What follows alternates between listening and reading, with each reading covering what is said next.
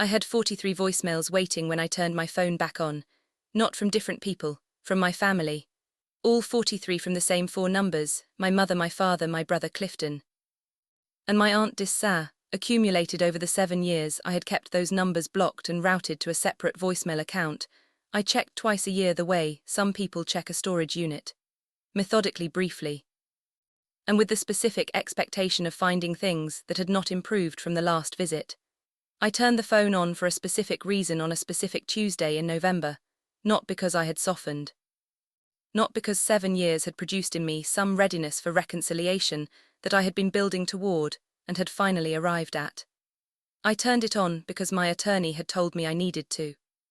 Because there was a legal matter connected to my family's estate that required me to have accessible contact information on record with the court, and because the 48 hours of administrative processing that followed would require me to be reachable.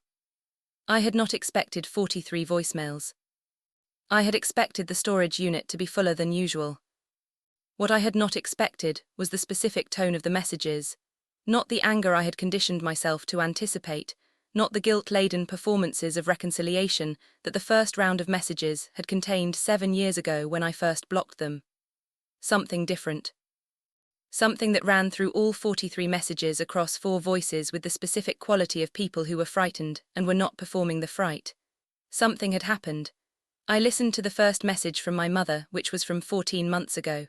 She said, "Nadia, it's Mom. I know you don't want to hear from me, but there's something you need to know. Something about the family, about what happened before you left. Please call back, please." I listened to the second message, "My father." He said, "Nadia, I know I have no right to ask anything of you, but I need you to know something. Something that changes, something that I should have told you a long time ago. I am asking you to call me." I listened to the third. "Clifton." He said, "Nadia, it's Cliff. I found something. Going through Dad's office, you need to know what I found. I know you don't. I know things between us are. Just call me. Please just call me." I listened to the fourth, my Aunt Dissa. She said, "Baby, it's Dissa. I know where you are. I've always known where you are. I haven't told anyone and I'm not going to.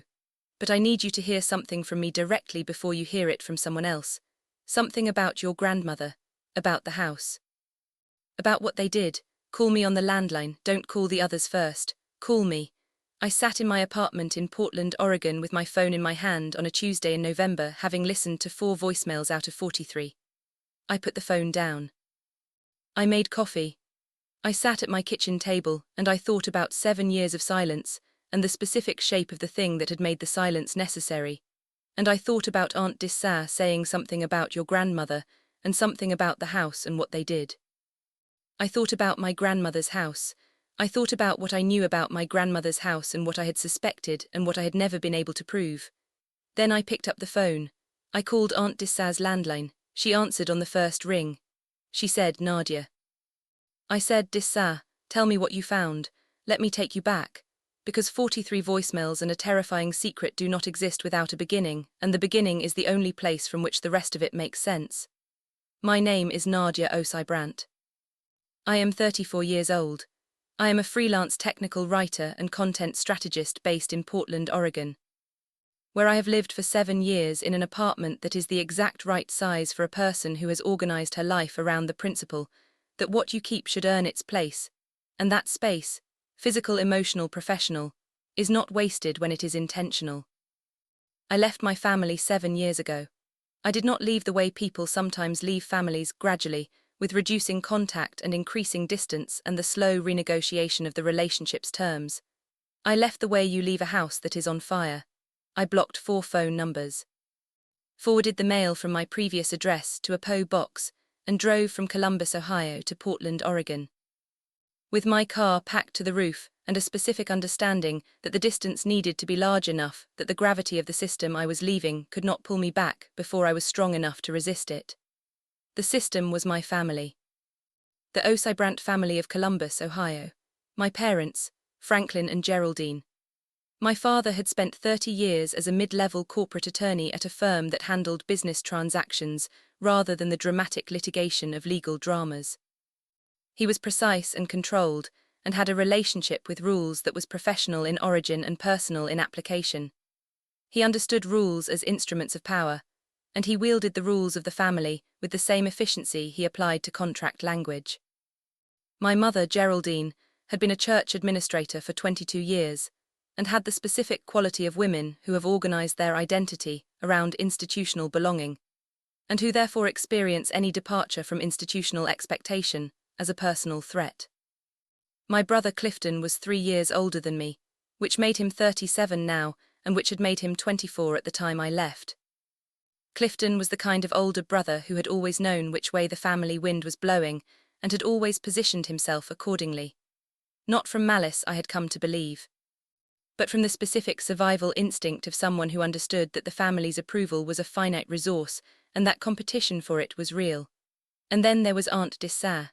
Dissat was my father's older sister, 61 now, who had spent her adult life in a complicated proximity to our immediate family, close enough to be present at every significant event, far enough from the family's internal dynamics, to have maintained over decades the particular clarity of someone who observed rather than participated. She lived 30 minutes from my parents' house in a small property she owned outright. She had never married. She had worked for 30 years as a records manager for a county administrative office, which had given her, in addition to a pension, the specific professional habit of knowing where things were filed, and why that mattered. Dissat had always been different from the rest of them. Different enough that I had trusted her more than any other member of the family and had told her before I left where I was going. Not the specific address, the city, Portland. She had nodded and said, "Good," and had not told anyone. I want to tell you what I left and why, because the why is the foundation of everything that follows. The thing I left was a family in which my grandmother's estate had been handled in a way that I had discovered, in the months before I left, was not what it appeared to be. My grandmother, my father's mother Edith Osei Brandt, had died when I was 24. Leaving a house in the Clintonville neighborhood of Columbus that she had owned for 40 years, a small investment account, and a will that I had been told by my father and by the estate attorney he had engaged. Left everything to her 2 adult children, my father Franklin and my aunt Dissat. I had been told the estate was divided equally. I had been told the house had been sold and the proceeds distributed. I had been told these things by my father, and I had believed them, and then I had found something that made the believing stop. I had found a letter, not a dramatic discovery, not a hidden safe or a sealed envelope labelled for Nadia's eyes only. A practical discovery, the kind that happens when you are helping a grieving parent sort through paperwork in the months after a death, and you open a folder that was filed under the wrong tab, and you find inside it a document that was clearly meant to be elsewhere. The folder was labelled Utilities, Old, which is the kind of label that accumulates in households over decades and that nobody examines because the label explains the contents. The document inside was not a utility bill. It was a letter from an attorney's office, not the estate attorney my father had engaged, a different one, with an address in the short north neighborhood of Columbus, addressed to my grandmother and dated 8 months before her death. The letter referenced a will. Not the will I had been told about. A different will, dated 4 years before my grandmother's death and predating the will that had gone through probate by 3 years. This earlier will, the letter referenced in the context of a query about whether its provisions had been superseded, had distributed the estate differently. It had left the house specifically and separately to Dissat, not to both children. To Dissat alone, with a written explanation, quoted in the attorney's letter, that said, "My daughter Dissat has cared for this house and for me for 20 years while my son has built his own life. The house should go to the one who was here." I sat in my father's filing room with that letter in my hands. I thought about what I had been told. I thought about what the letter was telling me. I thought about Dissat, who had received her share of the estate proceeds, and who had said nothing about a house that had apparently been left to her specifically, by a will that had apparently not been the will that went through probate. I thought about my father, who was an attorney and who had handled his own mother's estate, and who had told me the distribution was equal. I thought about the house in Clintonville that had been sold for $320,000 18 months earlier, and whose proceeds had been split between my father and Dissat, according to the will that had gone through probate. The will that was not the one my grandmother had most recently executed. In the days after finding the letter, I did what I always did when I needed to understand something. I researched. I found the short North attorney's office. I found, through the county probate court's public records, the will that had gone through probate. I also found, through the same public records system, a will that had been filed and then superseded in the record. Not hidden, just not the operative document, filed and noted and set aside. My grandmother had filed 2 wills. The first, the earlier one, left the house to Dissat. The second, the one that went through probate, was dated 6 months before her death. It divided everything equally. My grandmother had changed her will 6 months before her death. This was her right. People changed their wills. This was not inherently suspicious. What was suspicious? What produced in me the specific chill of someone who has found a piece of evidence that is adjacent to something wrong, but cannot yet see the exact shape of the wrong, was the timing and the context. My grandmother had been in declining health for 2 years before her death. The last year had been characterized by a cognitive decline that her doctor had described. In the medical records, I had helped request for the estate process as significant. She had been on several medications. She had been, in the last months of her life, cared for primarily by my father and my mother, who had moved into her house to manage her care in the final 4 months. Dissat had visited twice in those 4 months. Not from indifference, she had told me, in the conversations we'd had in the months after the death, that my father had told her the situation was managed, and that Grandma was comfortable, and that additional presence would be disruptive. My father, the attorney, had managed his mother's final months of cognitive decline. My father, the attorney, had overseen the estate process. My father, the attorney, had told me the distribution was equal. My father, the attorney, had not mentioned the earlier will that left the house to Dissat alone. I did not confront my father the day I found the letter. I did not confront him the following week. I spent 2 weeks doing additional research reading probate law, understanding what the presence of an earlier will and a later will meant legally, and what the standard of mental capacity required for a valid will execution was, and what the specific circumstances of my grandmother's final months implied about that standard. I was 27 years old. I was not an attorney, I had no legal training. What I had was a letter, a research capability, a growing understanding of what I was looking at, and the specific sick feeling of someone who has loved a parent and is discovering that the love was being offered to someone capable of something she had not believed was possible.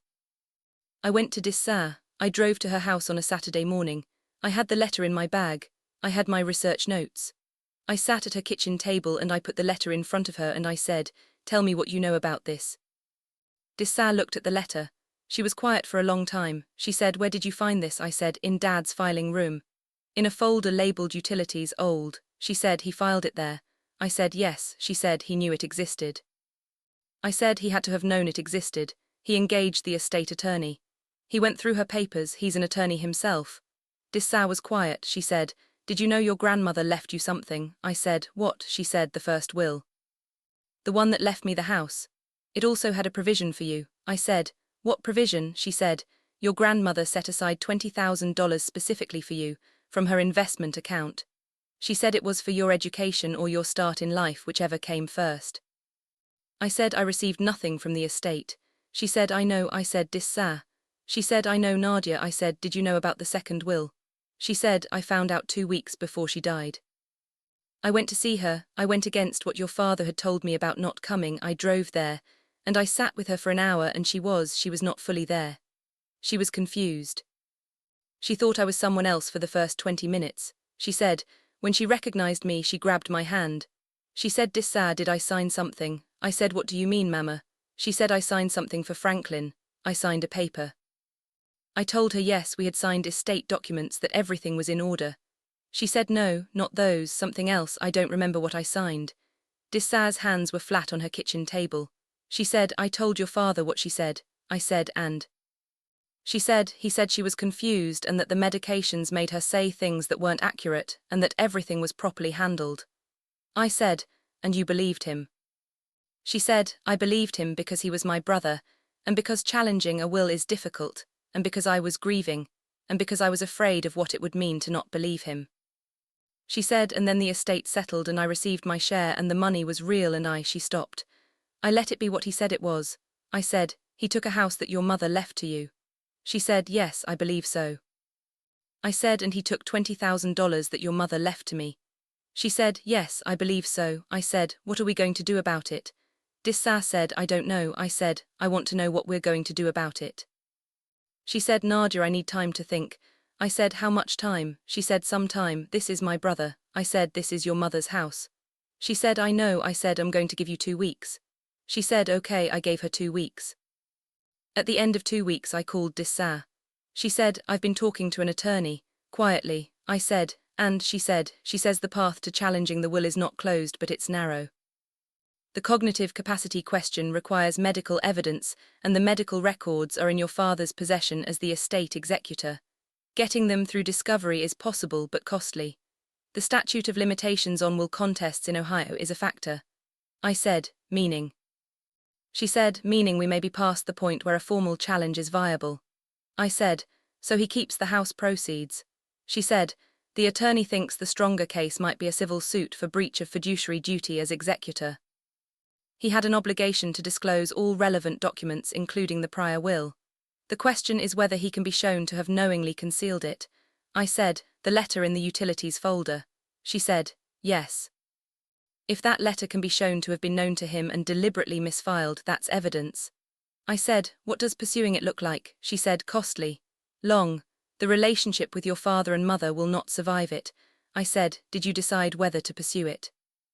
Dissa was quiet. She said, I decided I want to tell him that I know that we know, before I decide anything about legal action.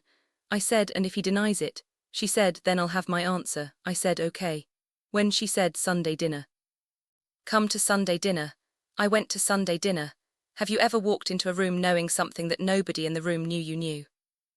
Leave a comment below, because the next part of this story is about exactly that walk.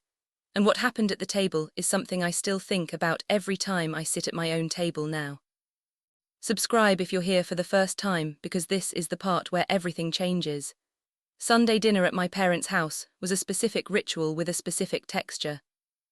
My mother cooked the kind of meal that announced its own occasion: roast chicken, rice, the sweet plantains my grandmother had made that my mother had learned in the years they cooked together. The table was set correctly. The house smelled like the specific combination of food and furniture polish that had characterized every Sunday of my childhood, and that I had once found comforting and now found complicated. My father was at the head of the table. My mother was at the other end. Clifton was there with his wife, Tamara. Dissa was there, I was there, we ate. The conversation was the Sunday dinner conversation: Clifton's work, my mother's church events, a neighbor's situation, the weather. The surface conversation of a family that is performing its Sunday ritual with the ease of long practice.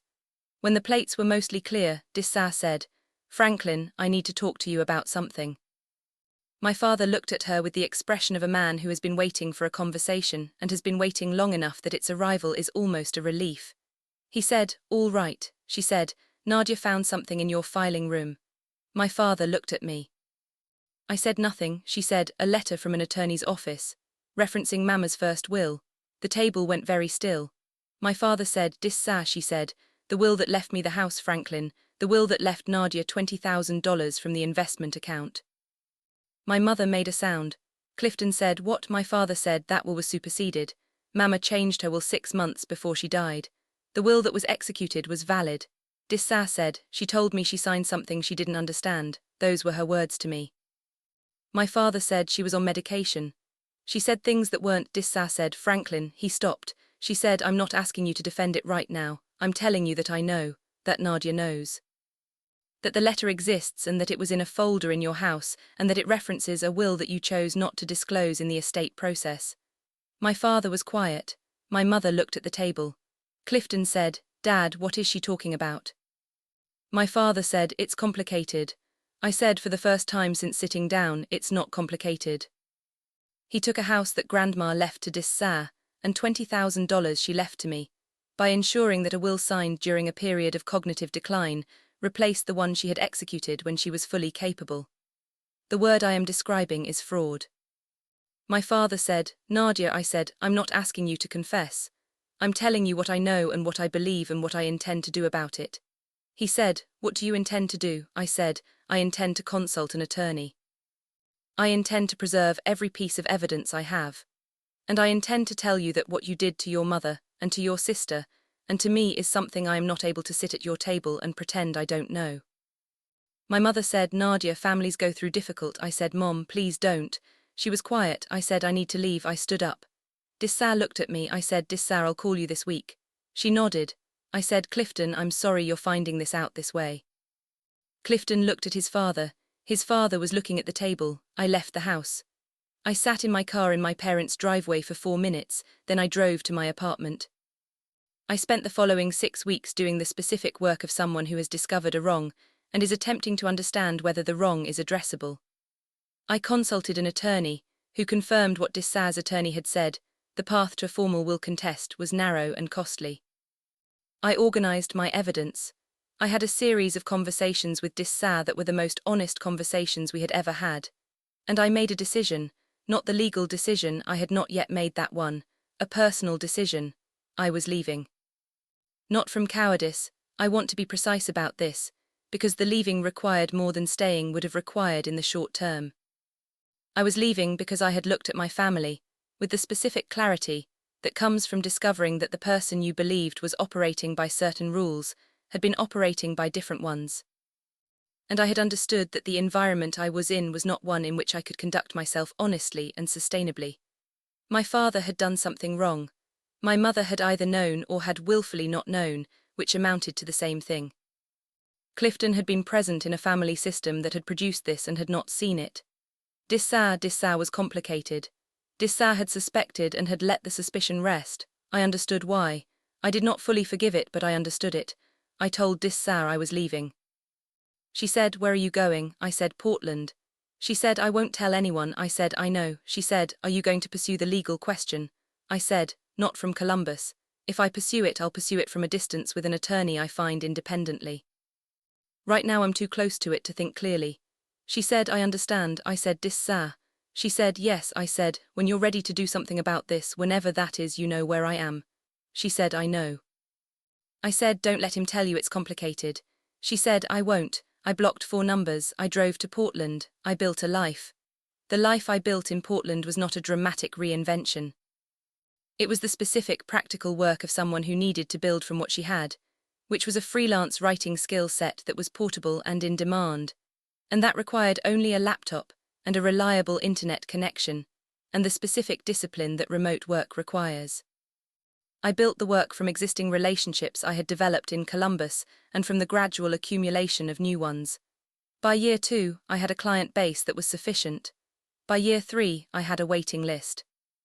By year 5, I had a professional reputation in the technical writing field that had produced an income I was proud of and work I found genuinely interesting, and the specific independence of someone who has learned that self-sufficiency is not the absence of community, but the presence of a different one. The community I built in Portland was the family of choice that people build when the family of origin has not been adequate. I had friends, real ones, the kind you build over years of showing up for each other in the small daily ways that constitute actual relationship. I had a therapist, Dr. Annika Solberg, who had been with me for 5 years and whose specific intelligence about family systems and how people survive them was the most useful professional engagement of my adult life. I had a life that was mine in every sense of the word. I also, in the 7th year, began to think about what came next. Not with my family, the thinking that had been developing was more personal. I had turned 33 and had conducted the specific audit of a person in their early 30s who has built the immediate survival and is beginning to think about the longer architecture. What I wanted, what the next decade was for, who I was building toward being. Part of that thinking, a small but real part, was about whether the silence with my family was still serving me or whether it had become its own kind of weight. I had not forgiven what my father had done. I had not arrived at any place that resembled resolution about it. What I had arrived at was a different question. Was there anything in the system I had left that I wanted, on my own terms, to address? The answer was yes. The answer was my grandmother's house. Not the house itself. The house was sold and gone, and no amount of legal process was going to return it. But the truth of what had happened to it. The specific naming of the thing my father had done, not in a courtroom necessarily, but in a record. In an acknowledgement, in some form that converted the thing I knew from private knowledge into documented fact. I was thinking about this when the legal matter arose and I turned my phone on and found 43 voicemails waiting. Dissar's landline answered on the first ring. I said, Dis-sa. Tell me what you found, she said. Nadia, thank God, she said, Clifton found it. He was going through your father's office, your father's been ill, I'll get to that, and he found a file, not the utilities folder, a different one. Labeled estate correspondence, which is a label Franklin would have used for something he thought was safely categorized. I said, what was in it? She said, correspondence from the estate attorney, from the original estate process. Nadia, the attorney's letters reference explicit conversations with your father about the prior will. There are letters in which your father discusses the prior will's provisions and specifically asks the attorney about the implications of executing a new will given your grandmother's medical status. I said, the attorney knew about grandma's cognitive state. She said, yes. The letters suggest the attorney raised the question, and your father provided documentation from the medical team suggesting capacity was adequate. I said, did the medical team say capacity was adequate? She said, the letters reference a capacity assessment. Clifton found a copy of the assessment. Nadia, the assessment was dated 6 weeks before the will execution. Your grandmother's condition deteriorated significantly in those 6 weeks. The assessment was not current at the time of the signing. I said, the capacity documentation was outdated. She said, yes, and your father's attorney knew it and proceeded anyway. I said, Dis-sa. She said, I know. I said, that's not complicated anymore, that's documented. She said, yes. I said, you said Dad's been ill. She said, yes, heart, he's been in and out of the hospital for 3 months. He's stable now, but it's changed things, Nadia. It's changed how he's thinking about things. I said, meaning? She said, meaning he's been calling you. You've seen the voicemails. He wants to make this right before. She stopped. I said, before what? She said, before it's too late to make anything right. I sat in my Portland apartment on a Tuesday in November with my phone pressed to my ear, and I thought about my father making 43 calls to a number he knew was blocked, and leaving messages he knew might never be heard. I said, what exactly does making it right look like? Dis-sa said, I've had that conversation with him. He's willing to formally acknowledge what happened. He's retained an attorney, not the estate attorney, a different one, to prepare documentation acknowledging the circumstances of the will execution and formalizing a settlement. I said, a settlement of what? She said, the value of what was taken. The house provision and your 20,000. He's been working with the attorney and with his financial advisor to determine what those amounts are worth today with adjustments for what the assets would have produced. I said, he's paying us back. She said, he's trying to. He says he can't undo what he did, but he can make the record accurate and restore what was taken. I said, why now? Dis-sa said, Nadia, he's sick. He's 63 years old and he's sick, and I think he's been sitting in that hospital room looking at the ceiling and doing an accounting of his life, and the accounting isn't producing a result he can live with. I said, that's a deathbed reckoning. She said, maybe. Or maybe it's just a person finally understanding what he did. I said, those things can both be true. She said, yes, they can. I said, does Clifton know everything? She said, Clifton found the file. Clifton knows everything. He's Nadia, he's been the one organizing the calls. He's the reason there are 43 messages. He's been leaving messages from his own phone and from your parents' phone and from my number and from your mother's phone because he didn't know which one you might look at. I said, what does Clifton think about what Dad did? She was quiet for a moment. She said, he's devastated. He's angry in a way I haven't seen him be angry before. He told your father that what he did to you, and to me, was something he couldn't explain to his wife or his children, and that he needed your father to fix it before Clifton could be in the same room with him, without that being in the room too. I said, Clifton said that. She said, Clifton has been different this past year.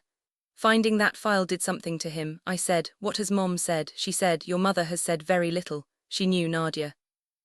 Not the specific mechanics, but she knew something was wrong with the estate, and she chose to know it in the specific way that people choose to know things they don't want to know. She's been living with that choice for 7 years, and I think it's done something to her. I said, Dis-sa, I need a few days. She said, take them. I said, I'm not going to promise anything. Not about coming back, not about the settlement, not about any of it. I need to understand what I'm being offered and what it means and whether I want any part of it. She said, that's fair. I said, is the documentation, the file Clifton found, is it being preserved? She said, Clifton photographed everything before anything else happened. He sent copies to me and he sent them to an attorney he consulted independently. I said, good. I said, Dis-sa. She said, yes. I said, you should have called me sooner. She said, I know, I'm sorry. I said, not angry, just saying it. She said, I know. I deserve to hear it. I said, I'll call you in a few days. I spent 3 days doing what I always did with significant information. I organized it, I read it, I thought about it from multiple angles. I talked to Dr. Solberg. Dr. Solberg's session was the most important conversation of those 3 days. She said, tell me what you want from this situation. I said, I want the truth on the record. I want what was taken to be acknowledged and restored. I want to be able to know what happened and have it not be a secret I'm carrying alone. She said, what about the relationship? I said, I don't know yet what relationship is possible. I know a relationship built on pretending this didn't happen is not the one I want. She said, and if they're offering acknowledgement and restoration, is that a foundation? I said, a foundation for what? She said, for whatever comes next. Not necessarily a full family reunion. Just whatever comes next. I said, I think it might be, I think it's the minimum. It's not sufficient on its own, but it might be the beginning of sufficient. She said, what would make it sufficient over time? I said, sustained honesty, not one conversation, years of it. She said, you're describing something that takes time. I said, I know, I'm in no hurry. She said, Nadia. I said, yes. She said, whatever you decide, the 7 years were right. You had to go. I said, I know. She said, I'm saying it because I want you to hear it before you walk back into anything. The 7 years were not a mistake. They were not an overreaction. They were the appropriate response to what you knew. I said, I know that. She said, say it back to me. I said, the 7 years were right. She said again. I said, the 7 years were right. I had to go. The distance was necessary. She said, now you can decide what distance is necessary going forward. I called Clifton. He answered on the first ring, which told me he had been waiting. He said, Nadia. I said, Cliff. He said, I found the file. I said, Dissa told me. He said, I photographed everything. I have it all. I said, good. He said, Nadia, I didn't know. I said, I know you didn't. He said, if I had known. I said, I know, Cliff, I believe you. He said, I've been trying to understand how he did it. How he sat across from me at that table for 7 years and let you be gone and didn't. He stopped. I said, he made a choice and then he made another choice to protect the first one. That's how people do it. He said, I should have been more. I said, Cliff, I'm not angry at you. I need you to hear that. He said, you should be. I said, maybe, but I'm not. And your anger at Dad doesn't require my anger at you. He was quiet for a moment. He said, what are you going to do? I said, I'm going to come to Columbus. Not yet, in a few weeks. I have things to sort out here first.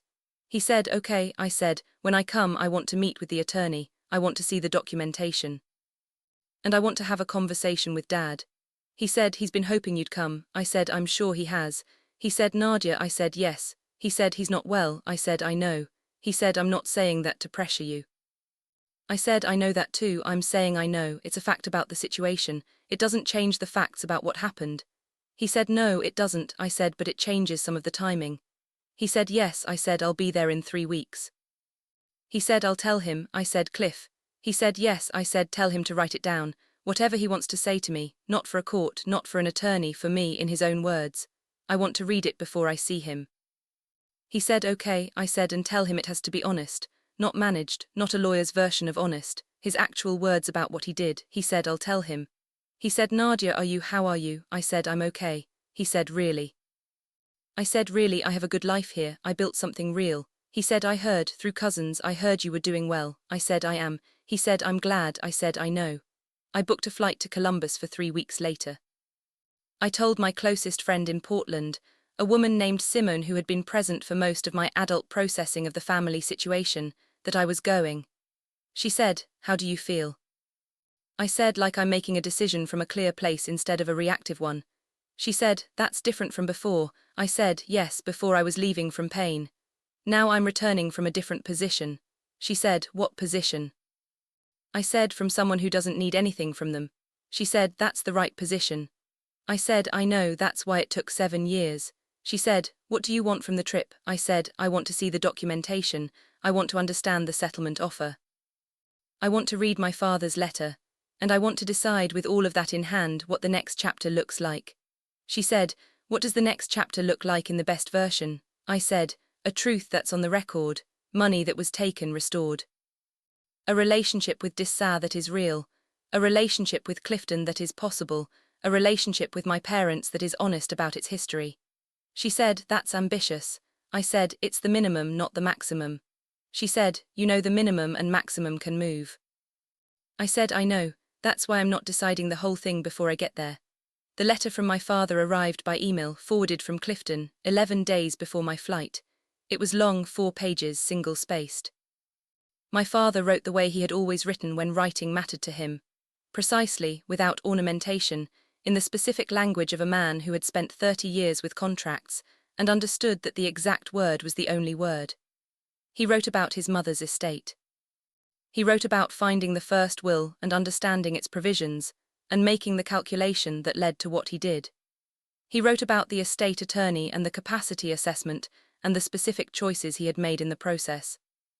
He wrote about what he had told himself to justify it, the rationalizations, stated plainly, without asking me to find them convincing, because he said directly that he had not found them convincing himself for a long time.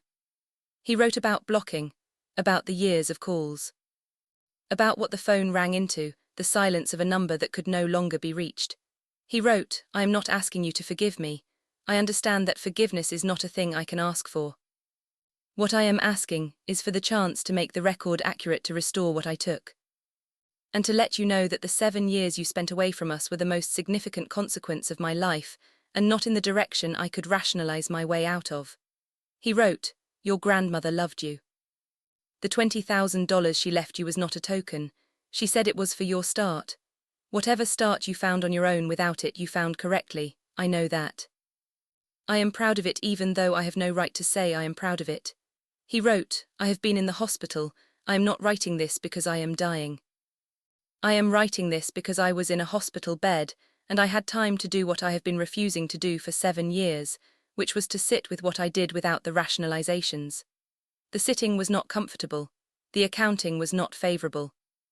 But it was honest, and I have been an honest man in most of my professional life, and a dishonest one in this specific and significant part of my personal life, and I am not willing to be that particular kind of dishonest anymore."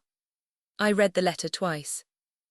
Then I put my laptop down, and I went for a walk in the neighborhood I lived in, which was quiet in the specific way of Portland neighborhoods on weekday mornings. With the coffee shops open, and the small businesses beginning and the kind of street-level normalcy that Portland did well. I walked for 45 minutes. I thought about my grandmother's house in Clintonville. The specific warmth of it, the smell of her cooking, the way she had held my hand when I visited and told me things about her life in the specific voice of someone who understood that the telling was the transmission of something important. I thought about what she had said to Dissar. Did I sign something? I thought about the $20,000 she had set aside for my start. I thought about the start I had found anyway, without it. From a car packed to the roof and a forwarded PO box, and the specific stubbornness of someone who had decided that what she was going to build was going to be built on her own terms. I thought about what I wanted going forward. I went home. I emailed Clifton, I read the letter, "I'll be there as planned." He responded in 4 minutes, "I'll pick you up from the airport." I landed in Columbus on a Thursday morning. Clifton was at the airport in a car that was appropriate for a 37-year-old with a reasonable income, which was already different from the slightly too much car he had driven 7 years ago. He was greyer at the temples than the last time I had seen him. He was also somehow more settled in himself. Less performing. He said, "Nadia." I said, "Cliff." He said, "You look good." I said, "Portland suits me." He said, "Yeah." I said, "Yes, I'll tell you about it later." He drove me to Dissar's house where I was staying. Not my parents' house. Dissar's. That choice had been made without discussion. Clifton had simply confirmed in the planning emails that I would be at Dissar's and had not raised any alternative. Dissar was at the door when we arrived. She held my face in both hands for a moment. She said, "Baby." I said, "I'm here." She said, "I know, come in." The attorney meeting was on the second day. The attorney my father had retained was a woman named Catherine Ash, an estate specialist who had been brought in specifically because she had no prior relationship with my father's estate and could advise on the settlement with independence. She was thorough and clear, and she walked me through the documentation in the specific order of a professional who understood that what I needed was information before emotion. The settlement offer was specific and documented. The house provision, what Dissar's share of the house proceeds would have been, had been calculated at current value with appreciation. My $20,000 had been calculated with adjustments for what a $20,000 investment in 2004 would have produced conservatively. The total was significant. I engaged my own attorney by phone to review the terms before I agreed to anything. She said, "This is a substantive offer. It doesn't require you to release any claims. He's offering to restore value without requiring you to formally agree not to sue. That's significant." I said, "He's not protecting himself legally." She said, "Not primarily, no. He's making an offer that restores what was taken without conditioning it on your silence." I said, "Okay." She said, "Do you want to take it?" I said, "Yes, with one addition." She said, "What addition?" I said, "The acknowledgement goes into writing, not just between attorneys. A formal written acknowledgement of what happened, signed by him, that Dissau and I both receive and can keep." She said, "I'll draft the request."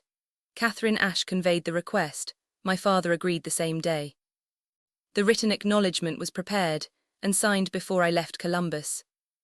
It said, in my father's own language incorporated into the legal document, "I, Franklin Osei Brandt, acting as executor of the estate of Edith Rose Osei Brandt, failed to disclose a prior will executed by the deceased to the probate court and to the beneficiaries of that prior will.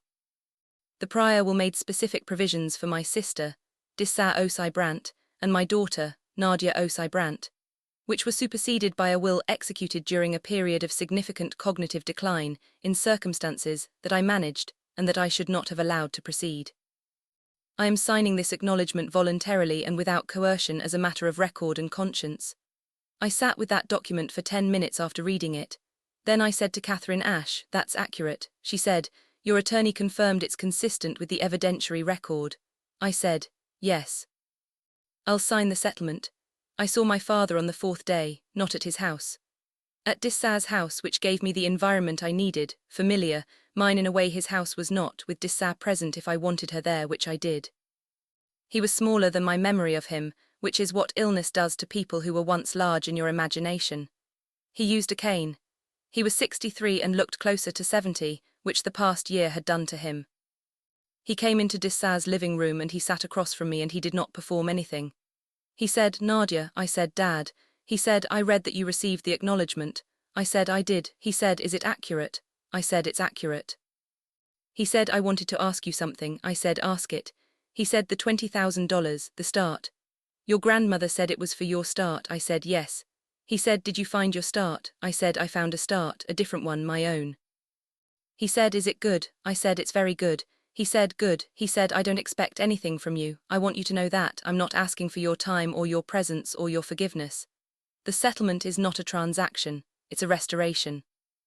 I said, "I know, that's why I accepted it." He said, "But if you ever wanted." I said, "Dad."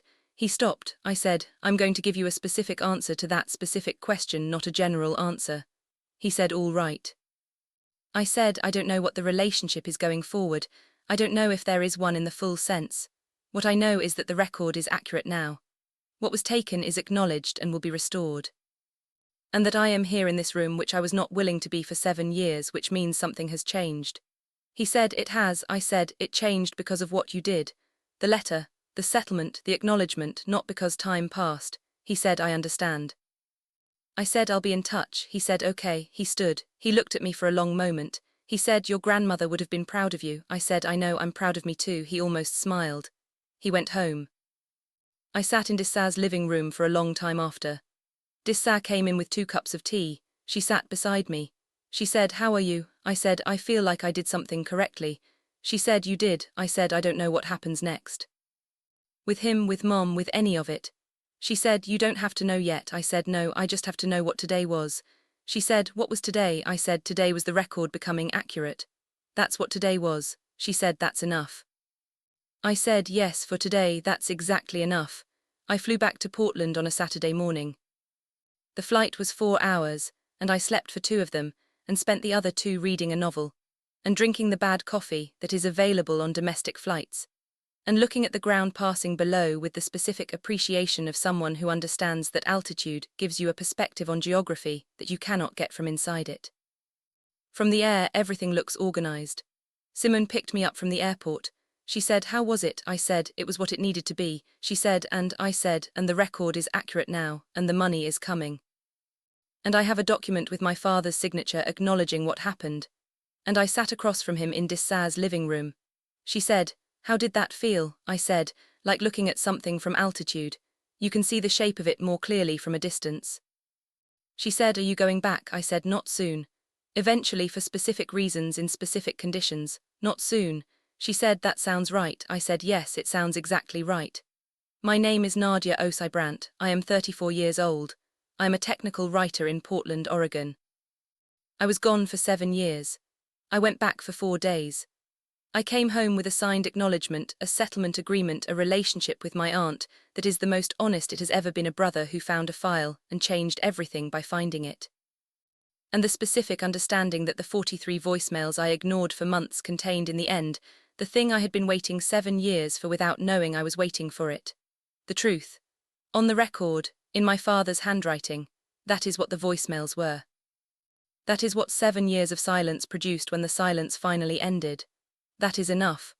That is, in fact, more than I expected, and it is entirely, specifically mine.